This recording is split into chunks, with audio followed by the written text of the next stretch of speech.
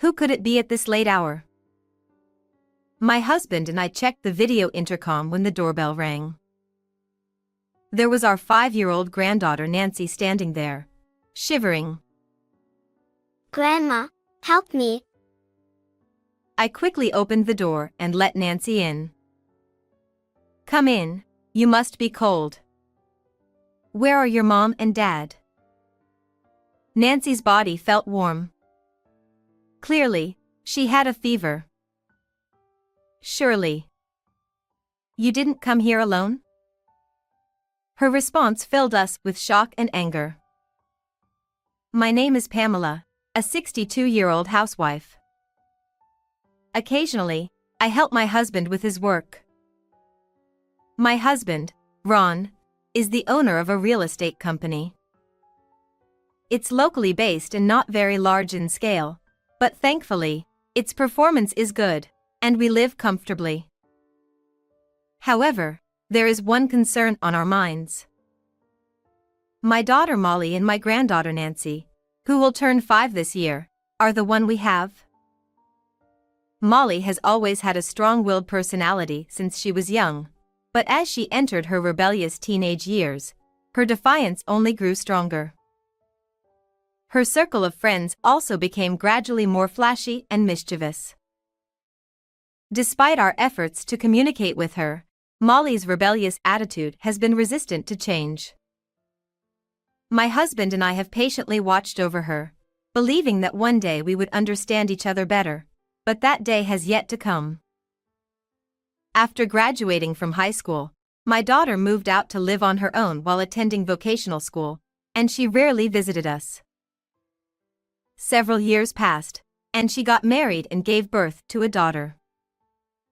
Once she became a mother, she started to visit us with her child more frequently, and we thought that perhaps the day of understanding had finally arrived. However, over the past 6 months, our relationship with our daughter has begun to drift apart again. She doesn't reply to emails, and calls go to voicemail, leaving us unable to see our daughter and granddaughter. We assumed she must be busy.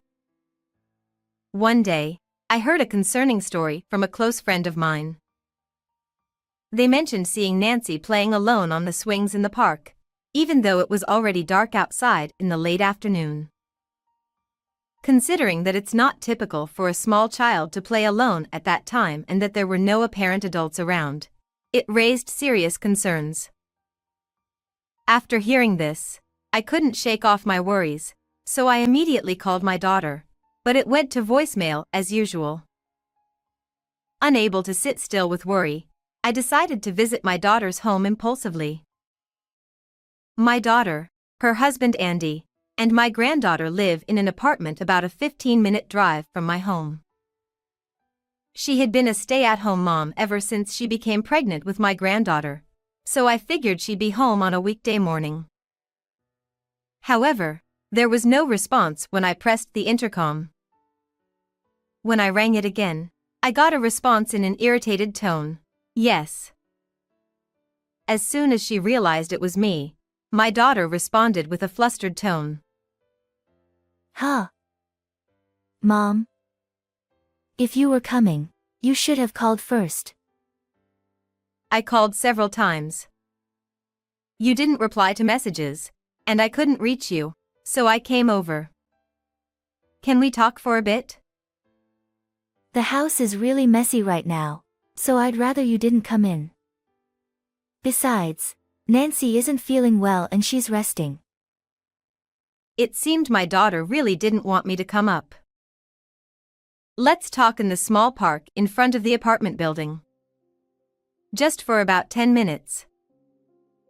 Reluctantly, my daughter agreed, and we ended up sitting on a bench in the small park in front of the apartment building to talk. Just showing up without any notice. What's the deal? It's incredibly rude. My daughter started speaking with an irritated tone. I've tried to contact you multiple times. I called you many times. How have you been lately? I haven't seen you in a while, so I was worried. Also, There's something bothering me that I want to ask you about. I told her the story I heard from a friend about seeing a child look like my granddaughter alone at the park. That person must have been mistaken. I wouldn't let her wander around alone at such a late hour. Don't worry, we all are doing fine. Is that so? Well, if you say so. In the end, I couldn't get much information that day and had to return home without seeing my granddaughter. A week later, I heard something concerning from my husband. Apparently, during a real estate industry gathering he attended, he bumped into a friend of 20 years who has been running a construction company. During their conversation about their respective companies, it came up that there's an employee at the friend's company whose work attitude seems to be lacking. Apparently, this employee is always talking about slot machines instead of focusing on work. If it were just casual hobby talk, I might overlook it, but it seems he's also borrowing money from colleagues. And you know what? The more I heard about it, the more it sounded like it might be Andy. The name and description match up too well to be him. Andy is my daughter's husband. He and my daughter were high school classmates, and they've been dating since then, belonging to a rambunctious group of friends. After graduating high school, Andy worked various jobs before joining his current company. I couldn't bring myself to say, that guy might be our son-in-law. Yeah, you're right. Hey, I think I'll visit Molly again. I've been worried about Nancy's condition since the other day, and it's been a while since I've seen her. My husband seemed equally concerned about how our daughter's family was doing and if our granddaughter was well. We decided to visit our daughter's house again the following Saturday to check on things. And on Friday night. Since we were planning to head to our daughter's house early the next morning, my husband and I went to bed a little earlier. After falling asleep for a while, we were awakened by the sound of the doorbell. Who could it be at this hour? My husband and I checked the video intercom, feeling cautious. Nancy. To our surprise, there was our granddaughter Nancy standing there shivering. Grandma, please help me. I quickly opened the door and welcomed Nancy inside. Come in, it must be cold outside. Where are your mom and dad? Nancy's body felt unusually hot in my arms.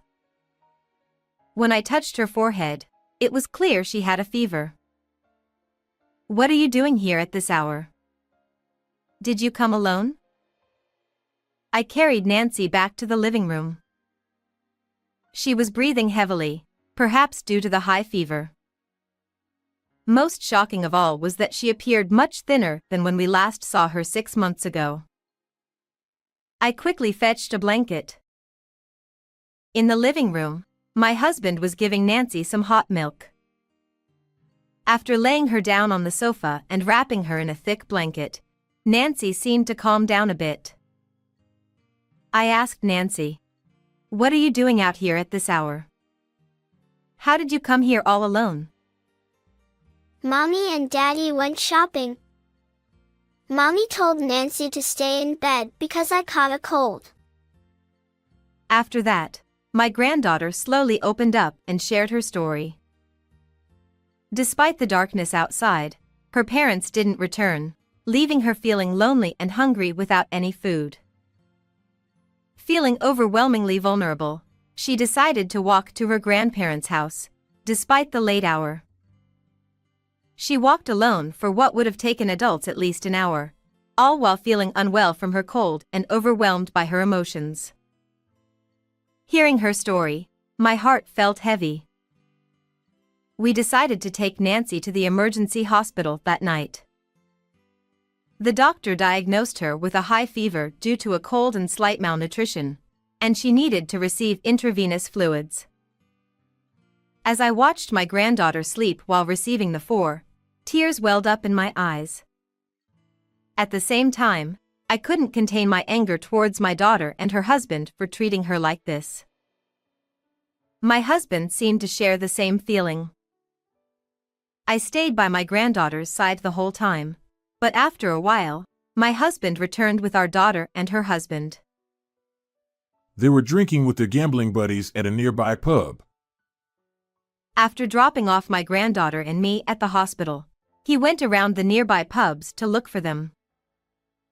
Finally, on the 5th try at a pub, he found our daughter and son-in-law drinking with their friends. Apparently, even their friends were shocked to learn that they had left their young daughter alone. In a move to assist my husband, they forcibly brought our daughter and son-in-law to the hospital. They must have been scolded quite severely by my husband in the car. Both of them looked quite awkward. Do you two realize what you've done? Be honest and tell us everything you've done so far. Unable to bear it, I questioned them sternly, and they began to confess everything they had done. Every weekend, they would go to the slots and leave Nancy alone until late at night. And when they were lucky enough to win, they would gather their friends and go out drinking until the early hours, just like today. Surprisingly, they basically neglected Nancy, sometimes even serving her ready-made meals or, at worst, not providing her with any food at all. I couldn't hold my anger any longer. I will report you to the police. You're aware that what you're doing is wrong, right? That's why you stopped visiting us and refused to let me visit you. If things continue like this, you'll just keep repeating the same mistakes. What are you talking about? Involving the police is too extreme. Don't you love your own daughter? We also have a responsibility for raising you like this. Because you're our daughter, we will make sure you reflect on your actions properly. We'll take care of that. You've done something unforgivable. Do you understand? Afterward, since there was no resolution with the daughter and her husband, my husband decided to report them to the police. Sometime later, they were sentenced to imprisonment. Our granddaughter Nancy came to live with us as we took her in. When she recovered, she asked us where her parents had gone. We couldn't hide it from her, so we decided to tell her the truth. You see, Mommy and Daddy did something very wrong to Nancy. They have to say sorry in another place for a while. So, until Mommy and Daddy come back, let's live together at Grandma and Grandpa's house, okay? Nancy listened quietly with her head down. Perhaps she understood in her own way, as she began to cry quietly, and I hugged her. It's okay, we'll be fine. Let's live happily together with Grandma and Grandpa from now on. I promise, Nancy, we won't let you feel sad. After that, my husband and I were busy every day with our second round of parenting. I prepared nutritious meals every day, considering her preferences, while my husband took her out to play whenever he had time off. Nancy's complexion improved day by day, and she started to look plumper like a girl her age. Most importantly, it was wonderful to see her smiling more often. Several years passed, and my daughter was released from prison. A few days after her release, she came to visit us. When I opened the front door, she bowed deeply to us. I'm truly sorry for everything. I've reflected on the unforgivable things I've done. I'm deeply sorry once again. She seemed genuinely remorseful as she apologized to us. After inviting her in and listening to her story, she told us that she had divorced Andy, her husband. Her time in prison had changed her drastically, and she appeared much calmer and more subdued than before. Is Nancy here? I want to live with her again, so I've come to pick her up. Calling out her granddaughter's name, my daughter looked around the living room. Mom? Before I knew it, my granddaughter had come out of her room. Nancy. You've grown so much. And you're so tall now. Whether it was from happiness to see her mother or from nervousness, Nancy's face seemed a bit shy. Yeah. Mommy's here to take you home. However, when my daughter reached out her hand, Nancy instinctively stepped back. No. I want to stay with Grandma and Grandpa. Mommy will make lots of your favorite food, Nancy. When I was little and hungry, Mommy didn't cook for me. Grandma cooks a lot for me.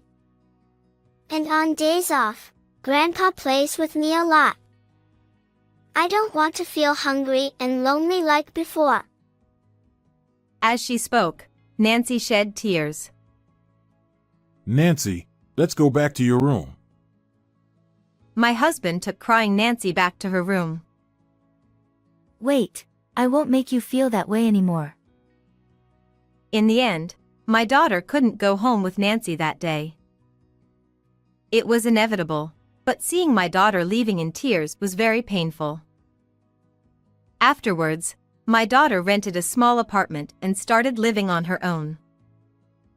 She works in a warehouse, which is physically demanding and quite challenging. It's still early days, but my husband and I have decided not to give up on her and watch over her. She always hands over child support every month without fail. Seeing her like this, it seems she has truly turned over a new leaf. And whenever she meets me, she always asks about Nancy. I told my daughter this. Even though Nancy was young, she hasn't forgotten what happened to her. When Nancy grows up more, maybe the day will come when she can forgive you. Until then, all you can do is keep your distance and watch over her. My daughter nodded tearfully at my words. Nancy is growing up healthy and thriving. It seems she has made many friends at school and she tells us about her day at the dinner table every day. Hearing such stories brings me immense happiness. Though I feel bad for my daughter, I can't help but wish for days like these to continue. But I hope that someday Nancy will be able to forgive her mother, and when that day comes, I wish for my daughter and granddaughter to live together as a family again.